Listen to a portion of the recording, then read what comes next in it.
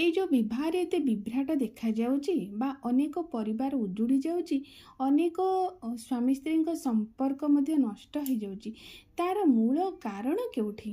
तार मूल कारण रहिला पारिवारिक शिक्षा। जेउठी गोटे परिवार रे पिला मानंकु ए विवाहर ज्ञान दिया न जाए सेठी पिला माने भूल करती।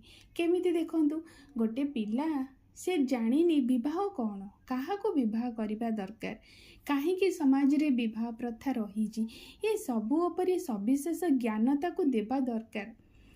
जदि आम दबा, कारण आम से पिलाटी को जनइबा दरकार, जदि किछि भूल विवाह हो जाए ताहले वर्तमान समय ए जन्म रे तो आम माने निश्चित भाव रे आम मानकर क्षति हब, उत्तम संतान आसीबनी, आमर विभिन्न प्रकार रोग आमको धरी बसिब, आमर पारिवारिक संपर्क नष्ट हो जिवो, आमर उन्नति हबनी, समाजर क्षति सबु किछि ही क्षति होता है जदि गोटे भूल विवाह हुए।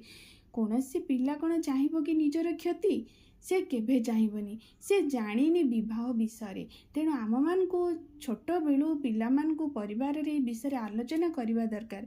विवाह आम निज वर्णरे करबा दरकार, बा असवर्ण विवाह हेले कौन क्षति, प्रतिलोम विवाह कौन, अनुलोम विवाह कौन, विवाहर माने कौन, सुसंतान प्रकृति आनिबा काहींकि आवश्यक, विवाहर लक्ष्य कौन, ए सबु उपरे ज्ञान निश्चित भाव में प्रत्येक पितामाता पिला मानकु 10 रु 12 वर्ष बयस जेतबेले सी हेई जेबो सेई अवस्था रे दबा दरकार।